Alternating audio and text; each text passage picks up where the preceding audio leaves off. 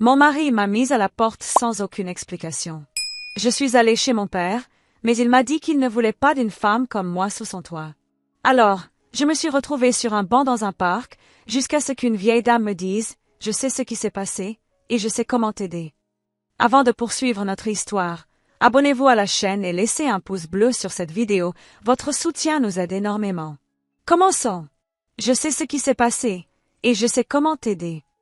La voix était douce, un murmure chaleureux qui perça le brouillard glacé de mon humiliation. J'étais recroquevillée sur le banc en bois rugueux du parc, les larmes séchées collant à mon visage, mais quelques valises posées à côté de moi comme des témoins silencieux de mon échec. J'ai levé la tête et j'ai vu une vieille dame, au regard assuré et au sourire qui semblait détenir les secrets de toute une vie. C'était là mon point de chute, mon terminus personnel. 24 heures plus tôt, j'étais une femme avec une vie stable, une maison que je croyais être un refuge, et un mari que j'aimais. Désormais, j'étais une sans-abri, une femme sans honneur aux yeux de mon propre père, et l'intruse chassée de la maison qu'elle avait contribué à bâtir. Tout est arrivé si vite. Je terminais le dîner, l'odeur du basilic flottait dans la cuisine que j'avais moi-même décorée, quand il est arrivé, mon mari. Il est entré et s'est arrêté au milieu du salon, la posture tendue, le visage fermé, comme si j'étais une étrangère. « Fais tes valises, tu t'en vas », a-t-il dit, sans détour. Mon cœur a raté un battement. « Quoi? Pourquoi? Qu'est-ce qui se passe ?» ai-je demandé, sentant une boule se former dans ma gorge. Il n'a pas crié, il n'a pas fait de scandale. C'était pire, il était vide. Je ne donnerai pas d'explication. La maison est à mon nom. Prends ce qui rentre dans ces 2 valises et pars maintenant. La maison, notre maison, celle que nous avions rénovée ensemble. Je lui faisais confiance, tellement confiance que je ne m'étais jamais soucié des papiers, des partages. Il s'était toujours occupé de tout, et je l'avais toujours soutenu, concentré sur notre foyer. Le sentiment de sécurité que j'éprouvais dans ce lieu s'est désintégré comme de la poussière entre mes mains. J'ai essayé d'argumenter, de supplier, de demander une seule raison, aussi minime soit-elle. Dis-moi ce que j'ai fait, pourquoi maintenant? Il m'a juste fixé, les yeux opaques. Tu le sais très bien, et je ne veux pas de tes histoires ici. Pars. Sa froideur était comme une lame tranchante, mais silencieuse. Il n'y a pas eu de dispute, pas de cri, juste l'imposition brutale d'une décision qu'il avait déjà prise. J'ai senti le sol se dérober sous mes pieds. En moins d'1 heure, j'étais à la rue, avec 2 valises lourdes et la tête qui tournait. Mon premier réflexe a été celui de toujours, mon père. Il avait toujours été exigeant, conservateur, avec des valeurs très traditionnelles, mais c'était mon père. Il m'aimait, pensais-je, il m'accueillerait, me protégerait de ce cauchemar. Je me suis dirigée vers sa maison, le cœur battant, plein d'espoir et de peur. J'ai sonné, et il a ouvert la porte, le visage durci comme je ne l'avais jamais vu. « Papa, qu'est-ce qui se passe ?» Mon mari m'a mise à la porte sans me dire pourquoi. « S'il te plaît, laisse-moi entrer, j'ai besoin de toi. » Il a fait un pas en arrière, non pour me faire de la place, mais pour créer de la distance. Sa voix était basse, mais chargée de mépris. « Non, tu n'entres pas. » J'étais sous le choc. « Quoi? De quoi tu parles ?» Il a regardé autour de lui, comme s'il craignait que les voisins l'entendent. « Je sais ce que tu as fait, Soraya. Je suis déjà au courant des choses qui se disent sur toi. Quel genre de fille débarque chez son père en pleine nuit, mise à la porte par son mari? » Le coup fut plus violent que le rejet de mon mari. Mon père, mon port d'attache, me jugeait sans même m'écouter. « Papa, ce n'est pas vrai. Quelqu'un a inventé quelque chose, je te jure que... » Il m'a interrompu, la voix tranchante. « Je ne veux pas d'une femme de ton espèce sous mon toit. Va-t'en et ne salis pas mon nom avec tes choix. Je t'avais prévenu du genre de vie que tu devais mener, maintenant assume les conséquences. » Ces mots, femme de ton espèce, m'ont transpercé. Mon mari m'avait chassée et mon père me rejetait, tous 2 sur la base d'une accusation voilée, d'une rumeur qui circulait déjà. À ce moment-là, je me suis sentie complètement seule au monde. Il n'y avait plus nulle part où aller.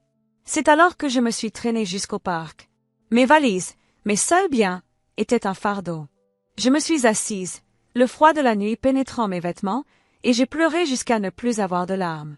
Je me demandais quel était ce mensonge qui avait détruit ma vie en une journée.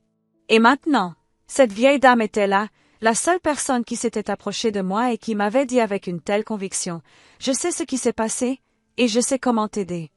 Cette première nuit dans le parc fut la plus longue de ma vie, mais malheureusement, ce ne fut pas la seule. La dame qui m'avait abordé semblait être un ange, mais avant que je puisse accepter son aide ou comprendre ce qu'elle savait, j'ai dû vivre dans ma chair le poids de cet abandon. La réalité n'attend pas qu'on se remette, elle nous écrase. Dormir sur le banc en bois n'était pas seulement physiquement inconfortable, c'était une agression envers mon âme.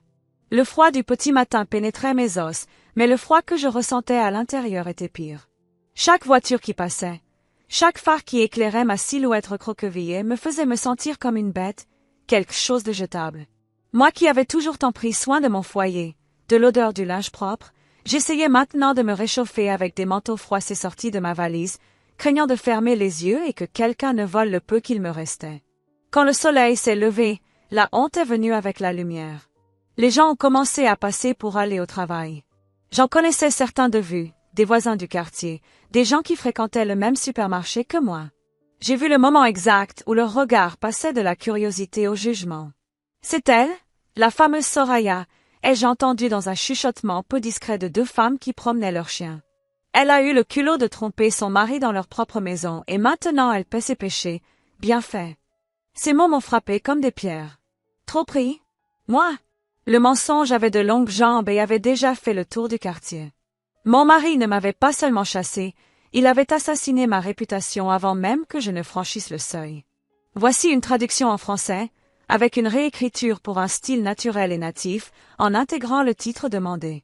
Les liens du passé. Mon mari m'a mise à la porte sans aucune explication. Je suis allée chez mon père, mais il m'a dit qu'il ne voulait pas d'une femme comme moi sous son toit. Alors, je me suis retrouvée sur un banc dans un parc, jusqu'à ce qu'une vieille dame me dise « Je sais ce qui s'est passé, et je sais comment t'aider ». Avant de poursuivre notre histoire, abonnez-vous à la chaîne et laissez un pouce bleu sur cette vidéo, votre soutien nous aide énormément. Commençons. Je sais ce qui s'est passé, et je sais comment t'aider. La voix était douce, un murmure chaleureux qui perça le brouillard glacé de mon humiliation. J'étais recroquevillée sur le banc en bois rugueux du parc, les larmes séchées collant à mon visage, mais quelques valises posées à côté de moi comme des témoins silencieux de mon échec. J'ai levé la tête et j'ai vu une vieille dame, au regard assuré et au sourire qui semblait détenir les secrets de toute une vie. C'était là mon point de chute, mon terminus personnel. 24 heures plus tôt, j'étais une femme avec une vie stable, une maison que je croyais être un refuge, et un mari que j'aimais. Désormais, j'étais une sans-abri, une femme sans honneur aux yeux de mon propre père, et l'intruse chassée de la maison qu'elle avait contribué à bâtir. Tout est arrivé si vite. Je terminais le dîner, l'odeur du basilic flottait dans la cuisine que j'avais moi-même décorée, quand il est arrivé, mon mari. Il est entré et s'est arrêté au milieu du salon, la posture tendue, le visage fermé, comme si j'étais une étrangère. « Fais tes valises, tu t'en vas » a-t-il dit, sans détour. Mon cœur a raté un battement. « Quoi? Pourquoi? Qu'est-ce qui se passe ?» ai-je demandé, sentant une boule se former dans ma gorge. Il n'a pas crié, il n'a pas fait de scandale. C'était pire, il était vide. Je ne donnerai pas d'explication. La maison est à mon nom. Prends ce qui rentre dans ces deux valises et pars maintenant. La maison, notre maison, celle que nous avions rénovée ensemble. Je lui faisais confiance, tellement confiance que je ne m'étais jamais soucié des papiers, des partages. Il s'était toujours occupé de tout, et je l'avais toujours soutenu, concentré sur notre foyer. Le sentiment de sécurité que j'éprouvais dans ce lieu s'est désintégré comme de la poussière entre mes mains. J'ai essayé d'argumenter, de supplier, de demander une seule raison, aussi minime soit-elle. Dis-moi ce que j'ai fait, pourquoi maintenant? Il m'a juste fixé, les yeux opaques. Tu le sais très bien, et je ne veux pas de tes histoires ici. Pars. Sa froideur était comme une lame tranchante, mais silencieuse. Il n'y a pas eu de dispute, pas de cri, juste l'imposition brutale d'une décision qu'il avait déjà prise. J'ai senti le sol se dérober sous mes pieds. En moins d'une heure, j'étais à la rue, avec deux valises lourdes et la tête qui tournait. Mon premier réflexe a été celui de toujours, mon père. Il avait toujours été exigeant, conservateur, avec des valeurs très traditionnelles, mais c'était mon père.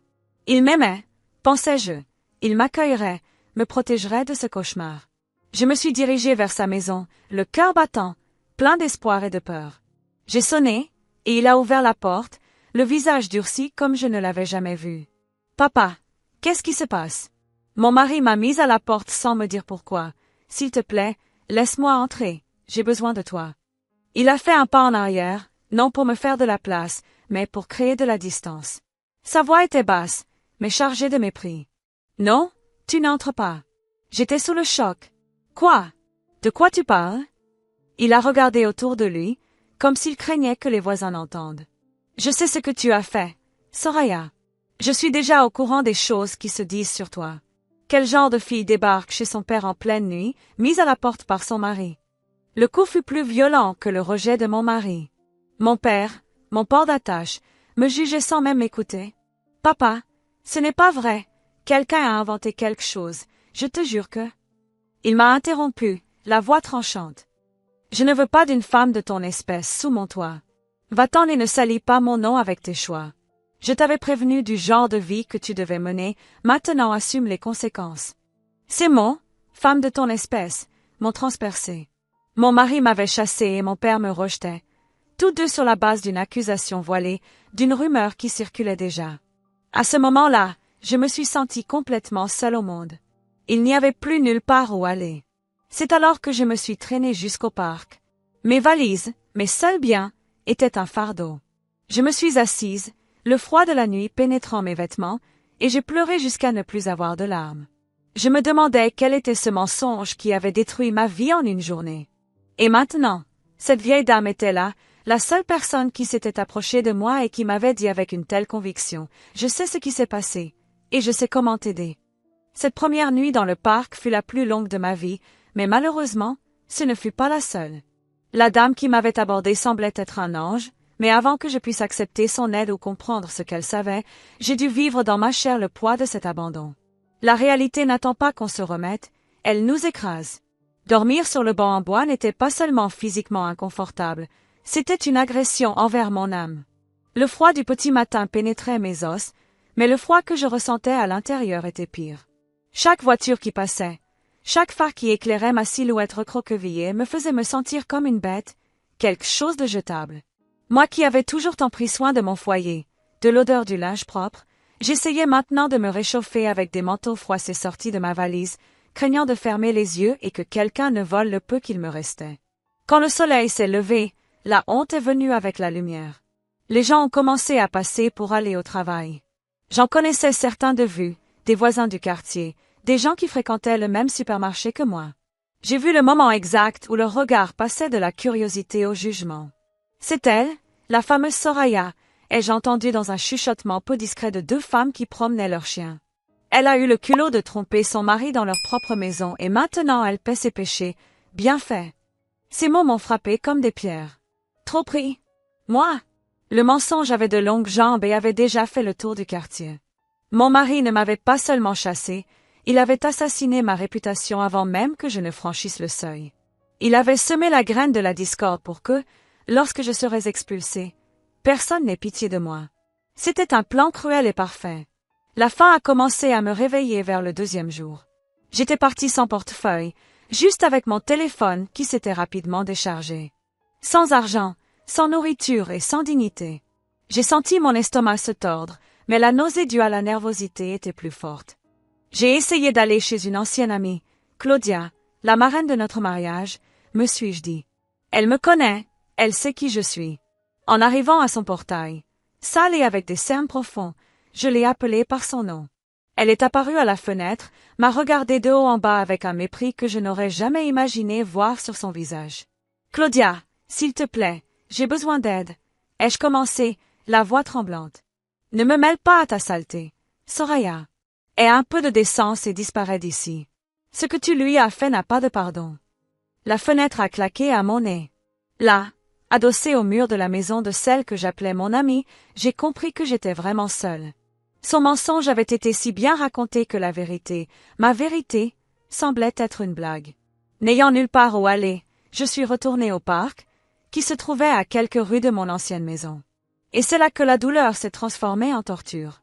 De là où j'étais, je pouvais voir, au loin, l'agitation dans ma maison.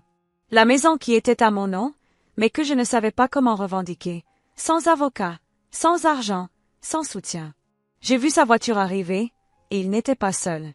Il est descendu de la voiture en riant, léger, comme s'il s'était débarrassé d'un poids. Et du siège passager est descendue Jessica. Jessica, l'amie de la famille, celle qui venait à nos barbecues, qui complimentait ma cuisine, qui me souriait pendant que je servais le café. La voir là, entrer par mon portail, ouvrir ma porte avec la clé qui devrait être la mienne, fut le coup de grâce. Il n'était pas triste, il n'y avait pas de deuil pour la fin du mariage. Il y avait une fête. Je pouvais entendre, porté par le vent, le son d'une musique douce et des rires. Il célébrait, pendant que je tremblais de froid et de faim sur un banc de parc, jugé par des inconnus comme l'adultère. Mon mari et la véritable maîtresse étaient sur mon canapé, buvaient dans mes verres, vivaient la vie qu'ils m'avaient volée. Le sentiment d'injustice me brûlait. Comment le monde pouvait-il être aussi injuste? Comment mon père, mes amis, mes voisins pouvaient-ils croire que moi, Soraya, qui m'étais toujours dévouée aux autres, était capable de ça? Sa manipulation avait été magistrale. Il avait inversé les rôles avec une telle froideur que je me suis demandé, pendant une seconde insensée, si je ne devenais pas folle. Mais la vue de Jessica à la fenêtre de la chambre, tirant le rideau que j'avais choisi, m'a ramené à la réalité crue. Ils avaient tout prévu, chaque étape, l'expulsion, la rumeur répandue à l'avance, l'isolement. Ils voulaient que j'abandonne, que je disparaisse, que je meure de honte sur ce banc de parc, pour qu'ils puissent garder la maison et la vie facile, sans obstacle. Je me suis serré les genoux, sentant les larmes chaudes couler sur mon visage sale. La faim faisait mal, mais le cœur faisait beaucoup plus mal. J'étais au fond du gouffre, humilié, sans toit et sans nom. Et c'est dans ce moment d'obscurité totale, quand je pensais qu'il n'y avait plus d'issue et que la justice divine m'avait oublié, que la vieille dame, que j'avais déjà remarquée m'observant de loin ces jours-ci, s'est finalement levée de son banc et a marché dans ma direction. La douleur du conflit était à son comble, je n'avais plus rien à perdre, et qui n'a plus rien à perdre trouve parfois des forces là où il ne l'imagine même pas. Lève la tête, gamine. Le mensonge a les jambes courtes, et j'ai les ciseaux pour les couper. Ces mots de la vieille dame sonnaient étrangement, mais il y avait tant de certitude dans sa voix que j'ai obéi.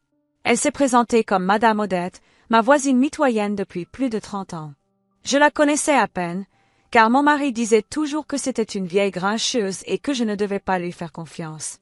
Maintenant, je comprenais pourquoi. Il avait peur de ce qu'elle voyait et entendait. « Allez, lève-toi de ce banc. Personne ne mérite de vivre ça, encore moins toi, qui as toujours pris soin de ce jardin avec tant d'amour, » a-t-elle dit en me tendant une main ridée mais ferme. J'étais faible, mais la curiosité et une pointe d'espoir m'ont fait la suivre. La maison de Madame Odette était simple, avec une odeur de gâteau au maïs et de café frais. Pour la première fois depuis des jours, j'ai senti la chaleur d'un foyer. Elle m'a fait prendre un bain chaud, m'a donné des vêtements propres qui appartenaient à sa petite fille et a préparé une assiette de nourriture qui semblait avoir le goût du paradis. Pendant que je mangeais, pleurant de gratitude, elle a posé son téléphone portable sur la table. « Tu dois te demander comment je sais tout ça » a-t-elle commencé en se servant du café. « Soraya, ma fille, je suis vieille, mais je ne suis pas idiote. La fenêtre de ma chambre donne sur ton jardin, et ton mari, ou plutôt cette ordure, et la fameuse Jessica n'ont jamais été discrets. Mon cœur s'est accéléré. Vous les avez vus ensemble avant. Vous, entendu et enregistré, a-t-elle dit avec une lueur de ruse dans les yeux. J'ai l'habitude de surveiller mon jardin à cause des chats du quartier, mais ces dernières semaines, ce que j'ai entendu n'était pas des miaulements de chats. J'ai entendu tout le plan. Elle a déverrouillé son téléphone et a appuyé sur lecture. Ma main a tremblé en tenant la tasse. Le son était clair, venant de leur jardin vers sa fenêtre. Il faut qu'on fasse ça vite, Jessica. Je la mets dehors jeudi. J'ai déjà répandu la rumeur au bar et auprès de son père qu'elle est bizarre, qu'elle rentre tard. Quand je lui donnerai le coup de pied, tout le monde pensera que c'est elle qui a fauté. La voix de Jessica répondait en riant. Mais, et la maison? Elle est à son nom aussi. Détends-toi, disait-il avec un ton qui m'a donné la nausée. Elle est faible. Elle va courir chez son père, le vieux ne l'acceptera pas. Elle se retrouvera à la rue, sans argent, sans avocat. Elle finira par signer n'importe quoi pour se débarrasser du problème. On garde tout. Il suffit de maintenir le mensonge que c'est elle la traîtresse. L'enregistrement s'est arrêté. Le silence dans la cuisine de Madame Odette était assourdissant. Je n'avais plus faim. Je sentais le feu. Une colère limpide, pure et justifiable a envahi chaque cellule de mon corps. Ce n'était pas de la tristesse, c'était de l'indignation.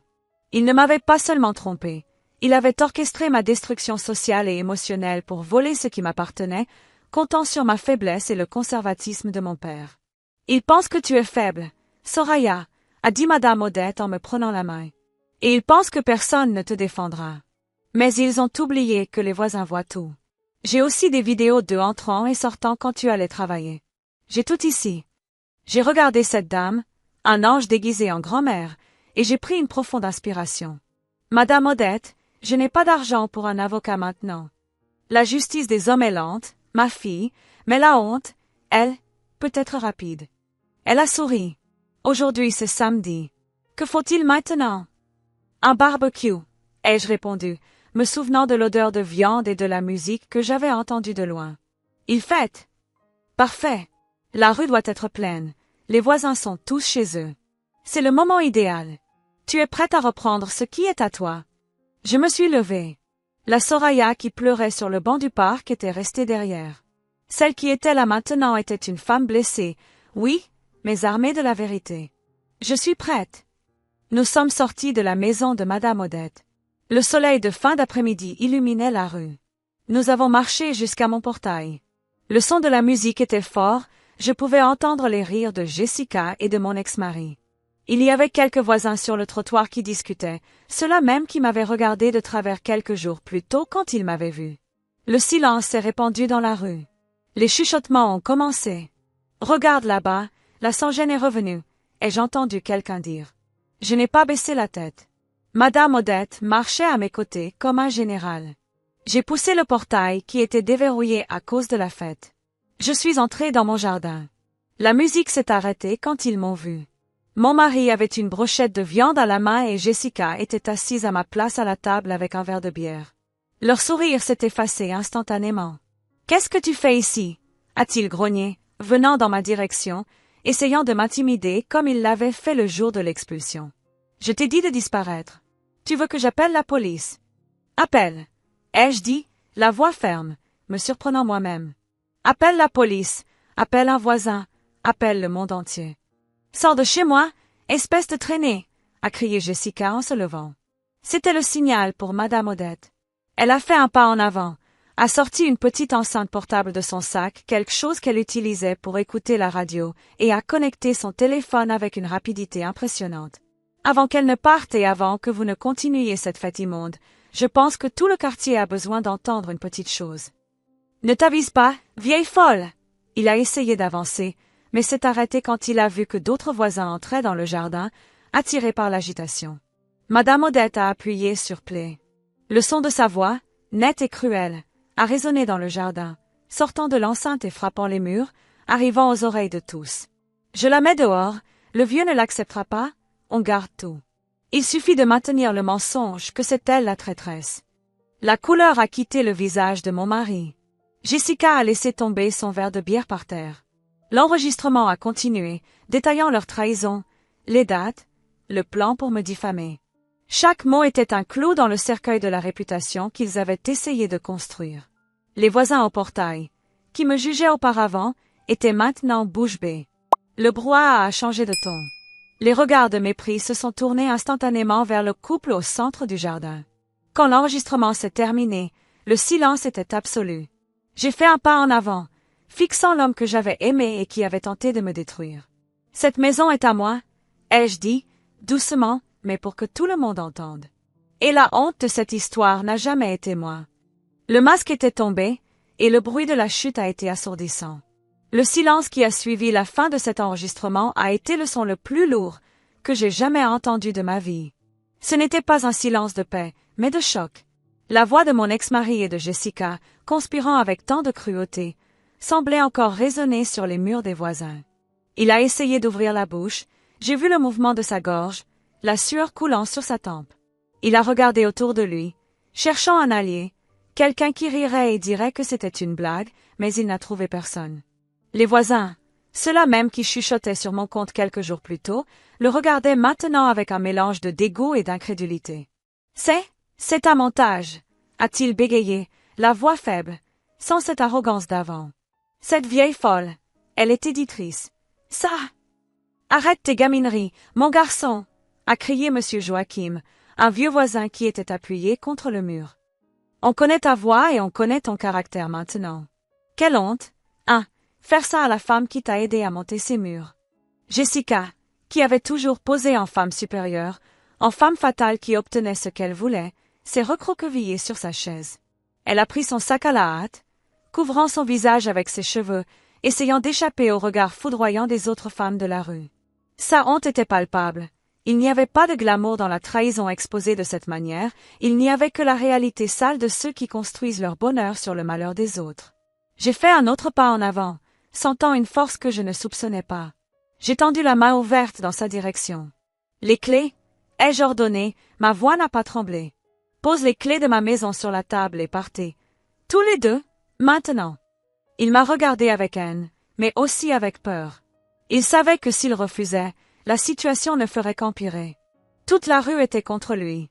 La farce s'était effondrée. Si la police arrivait et entendait cet enregistrement, en plus d'un scandale public, sa vie serait encore plus ruinée. Il a jeté le trousseau de clés sur la table en plastique avec force, renversant une bouteille vide. « Garde cette maison maudite », a-t-il grommelé, essayant de garder une dernière goutte d'orgueil. « Ce n'est plus ton problème », ai-je répondu sèchement. Jessica était déjà au portail, courant presque, sous les huées de quelques adolescents de la rue. Il l'a suivie, entrant dans la voiture et faisant crisser les pneus, fuyant comme le lâche qu'il avait toujours été. Quand la voiture a disparu au coin de la rue, j'ai senti mes genoux céder, mais Madame Odette m'a soutenue. Pas question de tomber maintenant, gamine. Maintenant, c'est le moment de lever la tête. La maison est à toi. Entrer à nouveau dans ma maison a été une sensation étrange. Le rôdeur était encore là, il y avait des assiettes sales dans l'évier, des vêtements de Jessica jetés sur le canapé. J'ai ressenti un profond dégoût, une envie de vomir tout ce que j'avais souffert ces derniers jours. Mais avec le dégoût, est venu le soulagement. J'étais de retour. La vérité avait vaincu. Nous avons passé la nuit à nettoyer, Madame Odette et moi. Nous avons jeté tout ce qui était à eux, mis dans des sacs poubelles et laissé sur le trottoir. Nous avons lavé le sol à l'eau et au savon, comme si nous nettoyions l'âme de la maison. Chaque coup de balai était un poids qui s'enlevait de mes épaules. 2 jours ont passé. Les commérages couraient maintenant en ma faveur. Les gens me saluaient avec des excuses dans les yeux. Certains m'arrêtaient même pour dire qu'ils s'étaient toujours méfiés de lui, ce que je savais être un mensonge, mais j'ai accepté. La dignité revenait peu à peu se coller à moi. C'est le mardi matin que la sonnette a retenti. Je savais qui c'était avant même d'ouvrir. Il y avait une hésitation dans la sonnerie, un rythme que je connaissais depuis l'enfance. J'ai pris une profonde inspiration. J'ai regardé Madame Odette, qui prenait le café avec moi dans la cuisine. Elle a hoché la tête pour me donner du courage. J'ai ouvert le portail. Mon père était là. Il semblait avoir vieilli de 10 ans en une semaine. Les épaules voûtées, le chapeau à la main, le regard bas. Cet homme autoritaire qui m'avait chassé en criant ressemblait maintenant à un enfant perdu. « Soraya !» Sa voix a failli. Je suis resté immobile, tenant le portail. Je ne l'ai pas invité à entrer. « Qu'est-ce que vous voulez, père ?» Il a levé les yeux, embué. « Je sais. Joachim m'a tout raconté. Il m'a parlé de l'enregistrement, du coup monté. Ma fille, je ne savais pas. Pardonne-moi. J'ai été trompée par les conversations de bar. J'aurais dû t'écouter. » Il a essayé de faire un pas en avant, attendant l'étreinte que je donnais toujours, attendant que je sois la gentille fille de toujours, qui passait l'éponge sur tout au nom de la famille. Mais la Soraya qui passait l'éponge sur tout était morte sur ce banc de parc. Vous n'avez pas seulement été trompé, père, ai-je dit avec un calme qui faisait plus mal qu'un cri. Vous avez choisi de les croire. Vous avez choisi l'honneur de votre nom plutôt que la sécurité de votre fille. Quand j'ai frappé à votre porte, affamée et frigorifiée, vous n'avez pas vu votre petite fille. Vous avez vu une honte. J'avais tort, je suis ici pour demander pardon, et il a pleuré, les larmes coulant sur son visage ridé. Laisse-moi entrer, oublions ça, tu es mon sang. Je vous pardonne, ai-je dit, et c'était vrai. La haine est un poison que l'on boit en espérant que l'autre meure, et je ne voulais plus de poison dans ma vie. Je pardonne, parce que j'ai besoin d'avoir la paix. Mais vous n'entrerez pas. Il s'est arrêté, choqué. Comment ça? Je suis ton père. Un père est celui qui accueille. Cette nuit-là, je suis devenue orpheline. Celle qui m'a accueillie était une étrangère. Celle qui m'a défendue était une voisine. Vous avez brisé quelque chose qui ne peut être réparé. Je continue ma vie, vous continuez la vôtre. Soraya, s'il te plaît, a-t-il imploré en tendant la main. Rentrez chez vous, père. Prenez soin de votre réputation. Moi, je vais prendre soin de ma vie. J'ai fermé le portail doucement. Je ne lui ai pas claqué la porte au nez, je n'ai pas crié. J'ai juste fermé. Le clic de la serrure a été le point final de cette histoire. Je suis retournée à la cuisine. Madame Odette a souri et a servi une autre tasse de café. Je me suis assise à table, sentant le soleil entrer par la fenêtre qui donnait sur le jardin que j'aimais. J'étais seule, dans le sens où je n'avais plus de mari ni de père, mais je ne m'étais jamais sentie aussi complète. La vengeance n'a pas été de crier ou de frapper. La vengeance a été de survivre, de récupérer ce qui était à moi et d'avoir le courage de dire non à ceux qui m'ont fait du mal, même si c'était mon père. J'ai regardé Madame Odette et j'ai trinqué avec la tasse de café. Merci, ai chuchoté. Je t'en prie, ma chère. Maintenant, voyons ce que nous allons faire de cette chambre d'amis. Je pense qu'il y a de la place pour une salle de couture pour nous. J'ai souri. La vie recommençait maintenant, et cette fois, la maison, les règles et la vérité étaient les miennes.